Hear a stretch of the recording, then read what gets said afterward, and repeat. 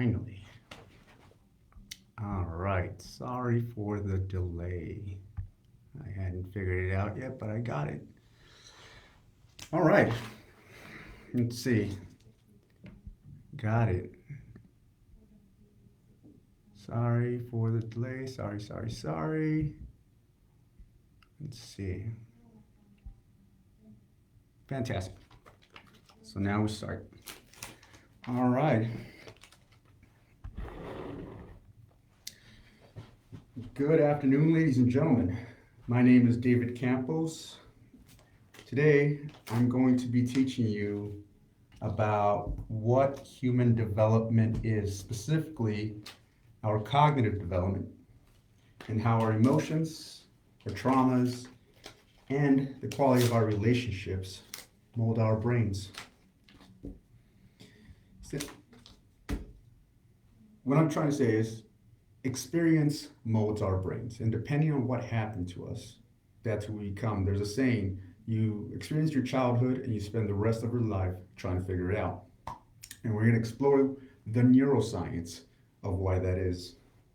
But before that, I want to tell you a little quick story. I spent 2 years teaching fifth and second grade science in Harlem. But I didn't just teach lessons, I also learned them. And one of the biggest lessons I got was on lesson planning. With time, this is something that you develop with your supervisor in order to prepare for classes. But this lesson didn't come from my supervisor, it came from children. Planning for success. Lesson planning is a great way to ensure success. Like the saying goes, fail to plan, plan and fail. As a teacher, you create lesson plans to prepare for future classes, just like kind of like scripts or performances. This is done almost exclusively on your own time, lunch breaks, and work nights and weekends. You stay up all night and preparing for the best lesson you've ever given in your life. A lesson so well written that it can earn its own Pulitzer Prize. You walk into the class next day full of confidence, ready to knock it out of the ballpark. And you prepared for everything just like they taught you. You prepared for everything except one thing. And that's timeless childhood angst and adverse behavior. Ladies and gentlemen, this is the real lesson that I learned from children. How we feel can either add to the cohesion of the unit or it can create conflict, interrupting learning for everyone. The conflict that is created out of the feelings between the leader and the subordinate, usually caused by what's called moral injury. Well, that can complicate things. That can create what's called a power dynamic in the classroom. Now, and there's two types of powers. There's hard power, which is usually used of force or coercion. Say a parent, this is something that teachers and parents, pretty much any adult uses when children aren't paying attention. We flex our authority. And that's pretty easy to do because they're little. And then there's the other type of power, which is soft power. And what soft power essentially is influence.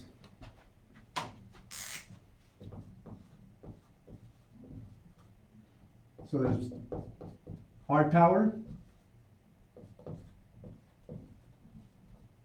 and soft power. Influence is getting people to do something, not because they want, not because they have to do it, but because they want to do it. Soft power is key to leadership. Now, the power dynamics that I describe here, or that I'm going to describe here, applies to the classroom. The power happens whenever you deal with two people, with a subordinate and a manager. But we're going to try not to be managers, we're going to try to be leaders. Because nobody ever said, follow the manager. They said, follow the leader.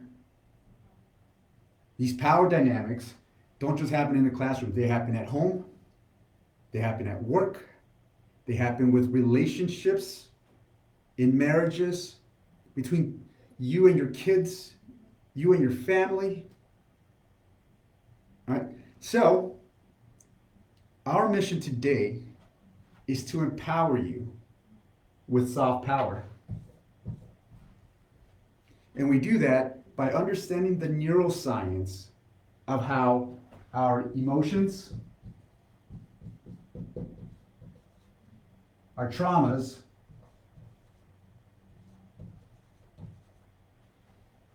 and how our relationships,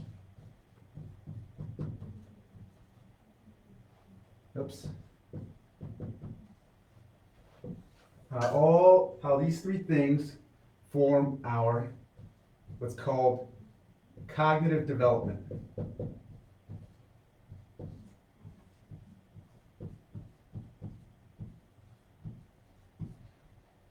Yeah, you can read it. This course,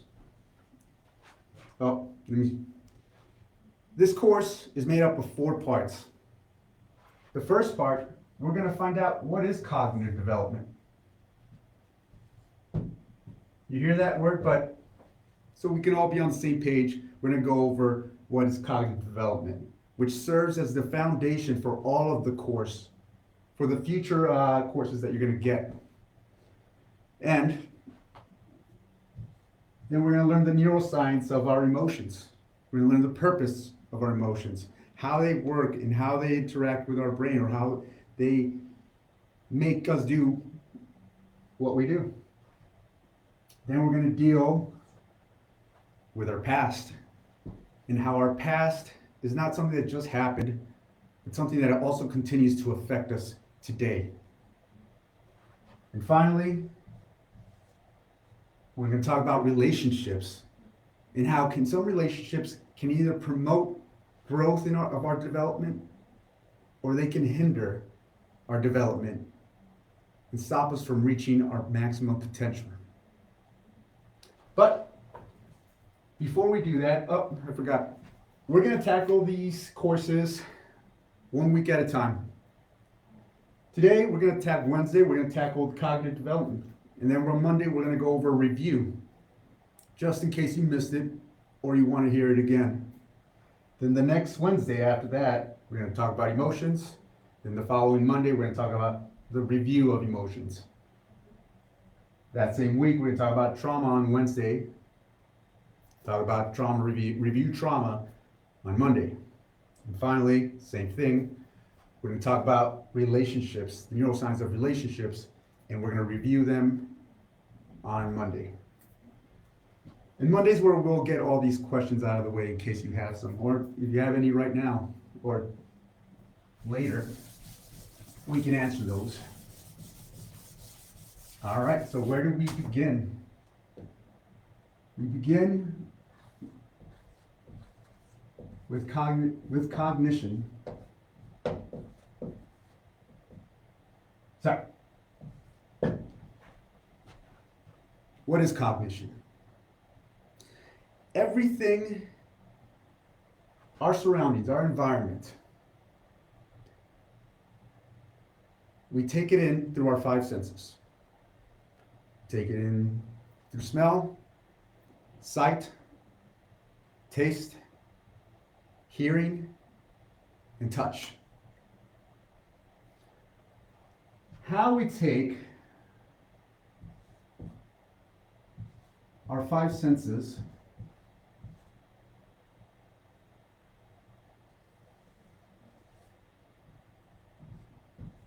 and process it in our brains. and the output, meaning how we interpret the world, is called cognition. So cognition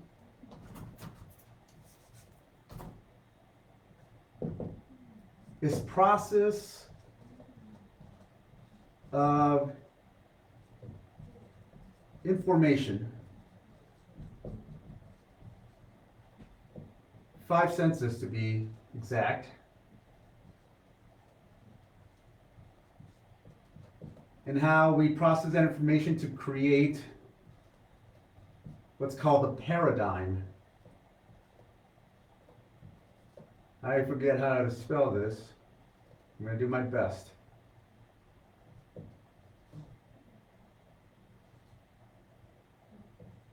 Another word for paradigm is how we view the world. So in other words, it creates the lenses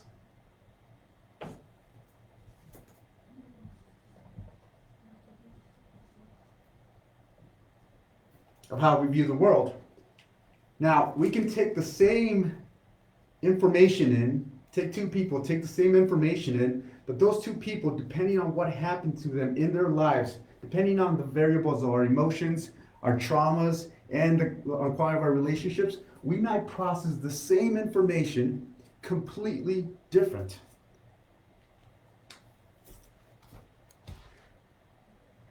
So, once again, the variables that affect, let me go, so what I want you to learn here is that cognition is affected by emotions, trauma, and our relationships.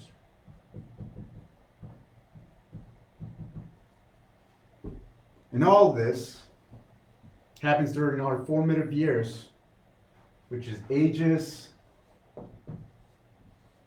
well, pretty much since we're born. But around 2 years old, that's when our brains just accelerate. The different parts that I'm going to review right now, or next, just take off. Maximum growth. And the areas that take off are the areas that make us human, that give us intelligence, that help us keep us alive. And we're going to review that right now.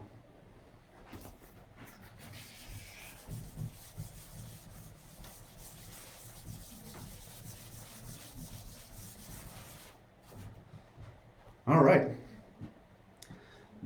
The old way of thinking was that the brain was made out of two parts, a left hemisphere and a right hemisphere.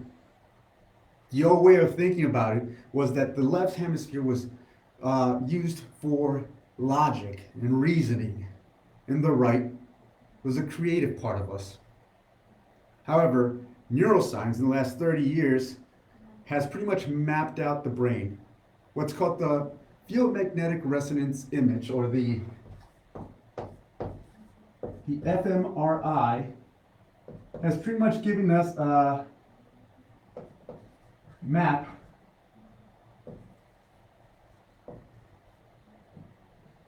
It has mapped out the brain. It can see what it does, when it's doing it, and why it's doing it. What stimuli, what senses provoke which parts.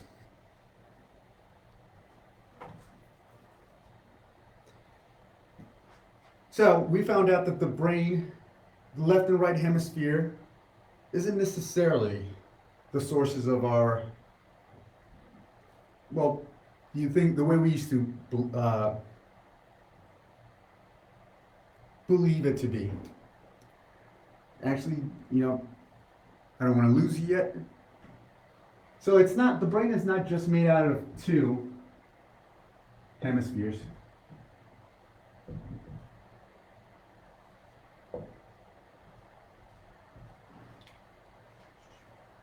Nope. It's more like three brains. There's our hierarchy.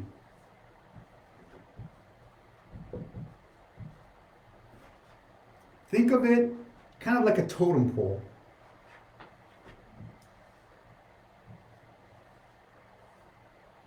At the very bottom, we have what's called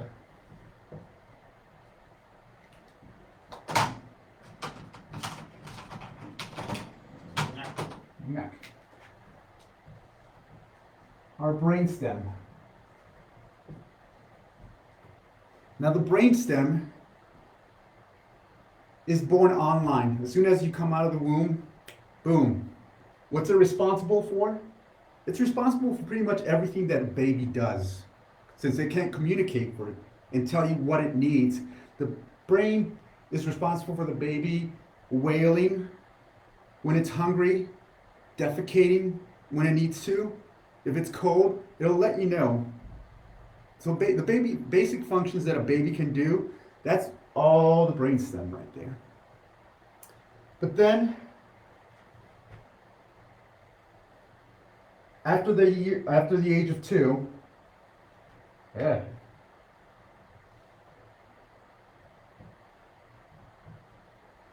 We develop what's called the limbic system.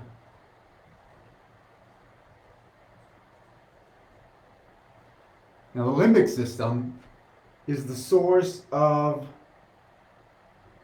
pretty much what keeps us alive. They call this the emotional brain, but I'm going to refer to more like not emotions, and I'm going to explain in a second why, but they call it the emotional brain because that's where feelings come from. Feelings of fear, happiness, sadness, shame, and those feelings have a purpose. They're there to help us survive. This is the part of the brain that's responsible for fight or flight. It lets you know whether this thing is a good thing or a bad thing. And trauma has a big part to do with the limbic system. And we'll go over that later. But right now, we're going to cover the basics, which is at the very top, you have what's called the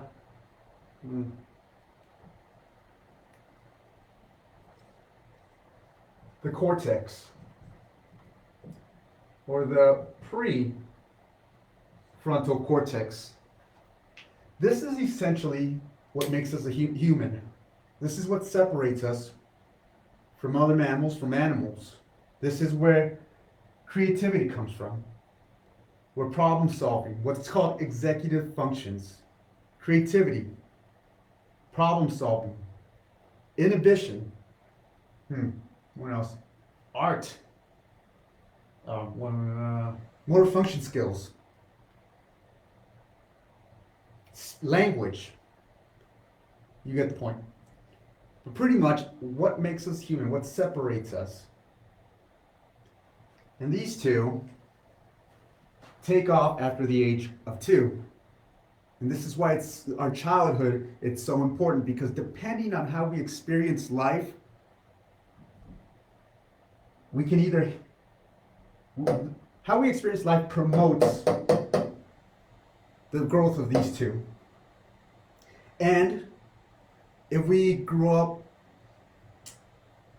under circumstances that are not favorable or optimal, we might overdevelop the limbic system and underdeveloping the cortex, which is what makes us intelligent, which is what helps us thrive at school academically, at work, with friends. It's what helps us not just survive, but thrive. Now, these two, or these three, like I said, the brain is more like a totem pole. 3 brains that work together. And they receive information, sensory data, from the bottom up.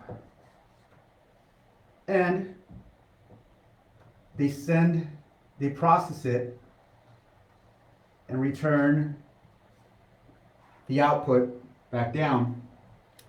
So it's kind of like a tree. So it's kind of like a tree where it can send water up and nutrients back down. It works both ways. Now, okay, let me see. So just a review. They call this the logical brain.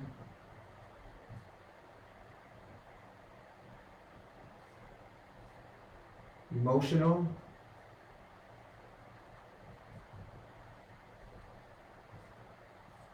And they call this, I believe, the reptilian brain.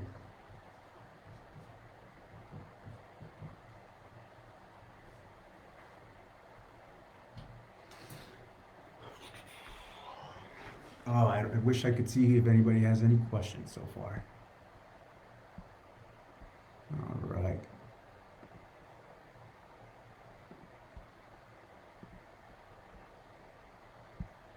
Am I doing it on time? Pretty good. All right, perfect. Cortex, neural pathways.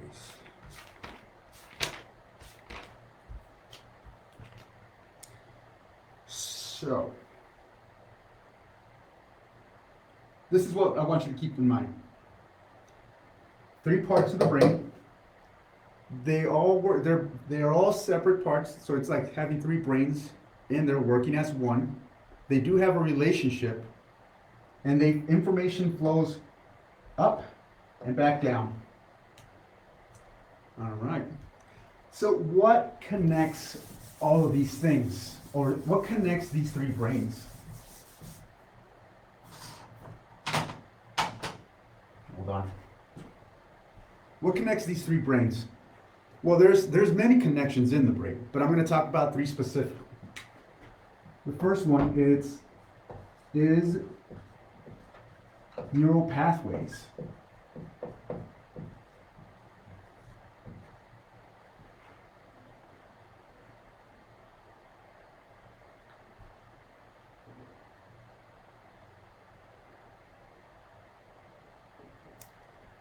The neural pathways,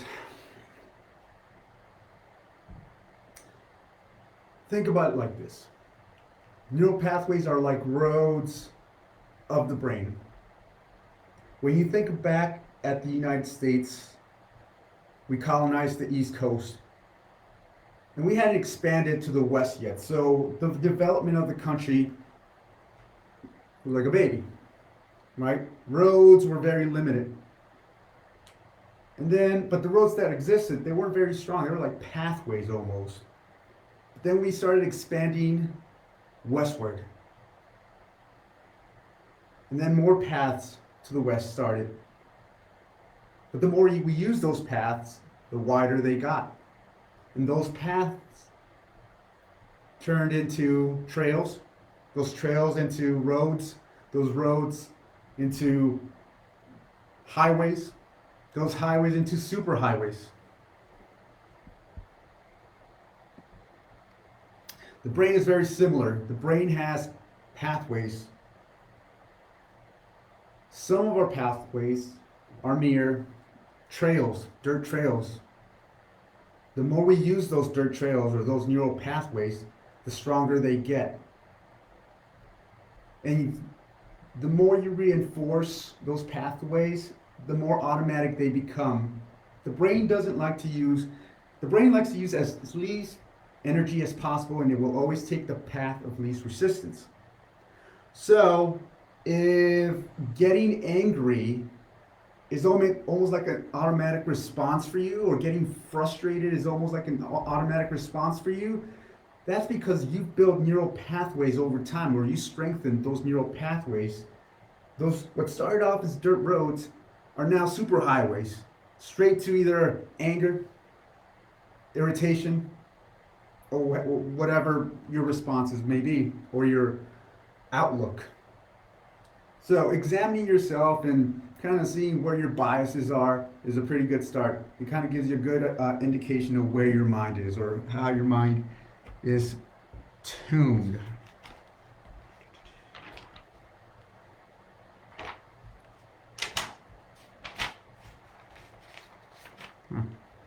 All right, give me 1 second. One second, one second, one second.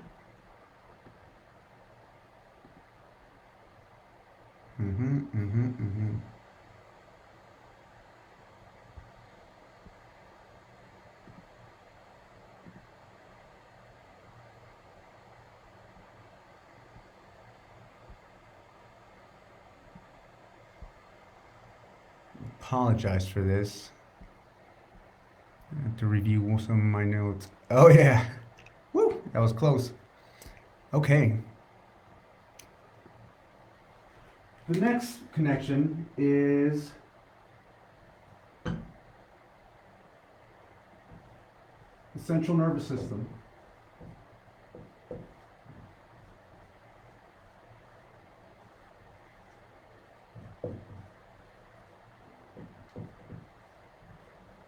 Central nervous system composed of the brain and the spine. So we're all essentially lollipops, just walking around, meat lollipops, walking around, and the only thing that connects our brains to our bodies is our central nervous system. Oh man. What time is it? Ooh, 4:30. I got like 20 minutes left. Central nervous system, brains.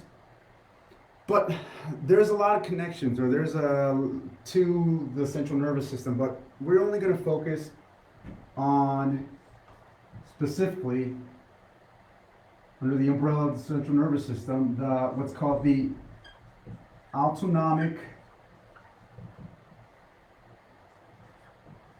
nervous system.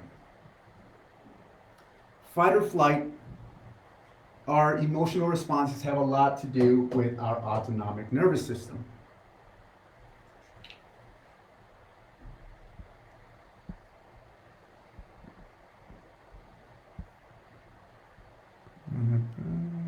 Once again, I apologize. I'm so sorry.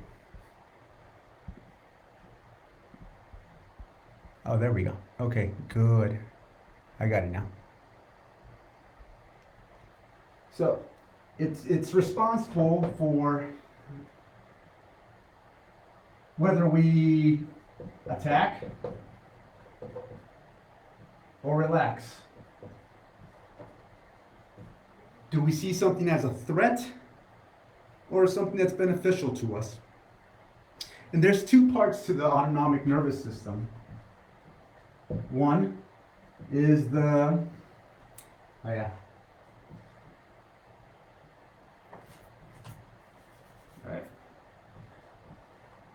sympathetic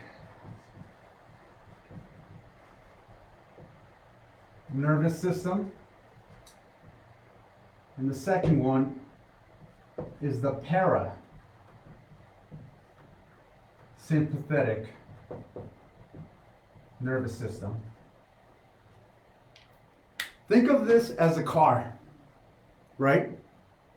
The accelerator makes you go super fast. The brake slows you down. When we see a snake, the sympathetic system instantly kicks in without even you asking for permission. You see a snake, boom, you start to breathe a lot faster. You put the foot on the gas.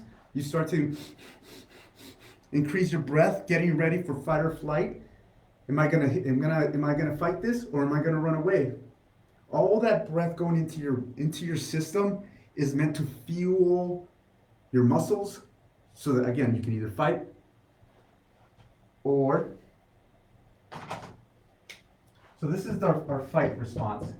This is our brakes. So think when you see sympathetic, think snake. All right. Now when you see parasympathetic, think panda, because pandas are cuddly. Don't try to hug one, because they'll rip your face off. But they're cuddly, right? So you kind of feel at ease. And what the parasympathetic nervous system does, it's kind of like applying that foot on the brake. We activate our sympathetic nervous system when we breathe in.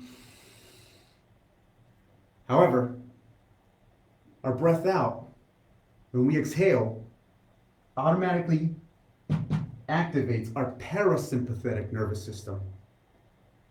Us exhaling is the equivalent of us putting our foot on the brake, helping us relax. So whenever you see somebody tell you you go into a panic attack, they tell you breathe, take a breath, take a deep breath. What they're asking you to do is activate your autonomic nervous system. And you can consciously calm yourself down. You can consciously tap into your central nervous system, into your autonomic nervous system, and that determines whether you're going to freak out or whether you're going to relax under fire. And that's going to be important when we talk about emotions, especially when we talk about traumas. We're going to learn how to self-regulate, how to tap into our biology and self-regulate ourselves. Last connection that we're going to focus on is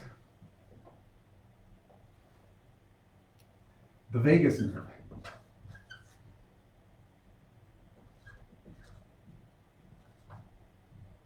Nope, because I know it's not Las Vegas.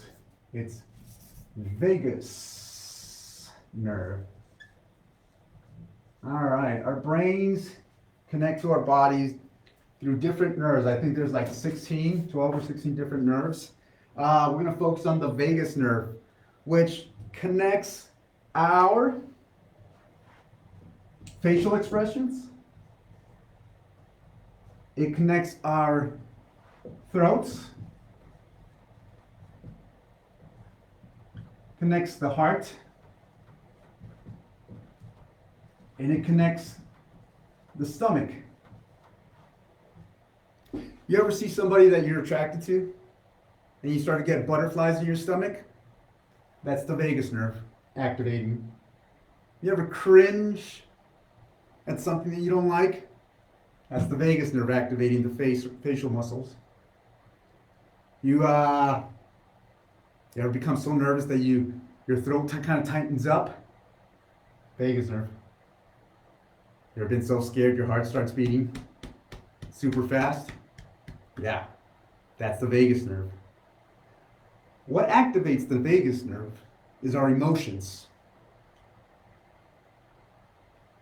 That's in a nutshell. We're going to get into that later on. So,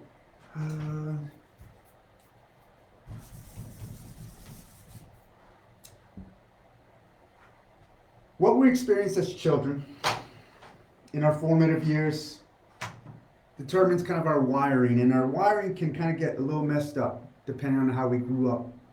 That can create harmful behavior or harmful thoughts.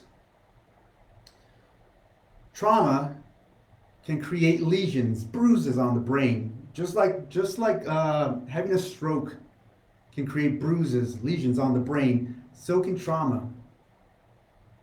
It can rewire us, or it can wire us to a point where it can hurt us. However, the brain is an amazing organ. It's a phenomenal organ because it can do something incredible, which is called, I got it? Oh yeah. It's called plasticity, which essentially means it can heal itself. That's right. Who you are now is not a life sentence. If you want to become a better person, if you want to learn new skills, yeah, essentially, plasticity is going to get you there. Anytime you learn something new, that's plasticity at work. People who have strokes, they lose part of some functions in their brain. With enough therapy, there are parts of the brain that will compensate the part that is lost and help them do it again. So we're going to talk about how, through neuroscience, we can rewire ourselves and activate the brain's plasticity so that we can begin to heal not just our children, but ourselves, the ones we love, and in the big picture, our community. All right. Woo. That is the foundation of what we're going to be learning today. Those parts are important. I'm going to go over them again on Monday, but here's a really, really quick review. Number one, we talked about what is cognition. And it's how we process our senses and creates the view of our world. Number two, we learned that the brain is not two hemispheres, but more of a hierarchy composed of three brains working together as one.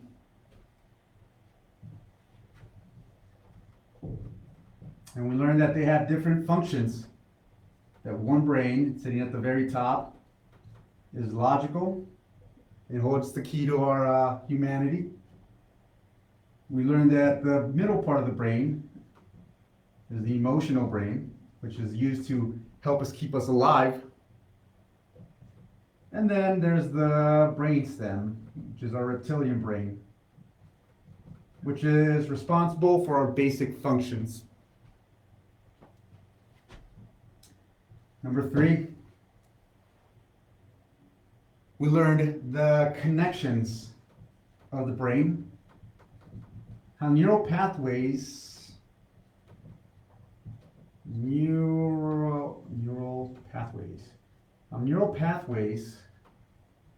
send that sensory information through electrical signals up and down the brain. We learned about the autonomic nervous system. And its two components, the sympathetic, remember, snake,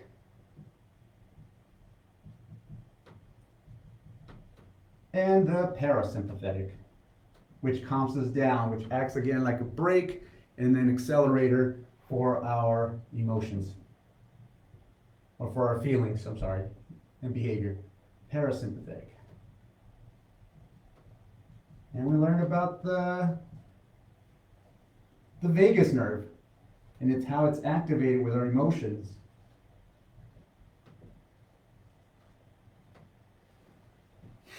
And its effects on the heart, the stomach, the throat, and our faces. And finally, we learned about plasticity.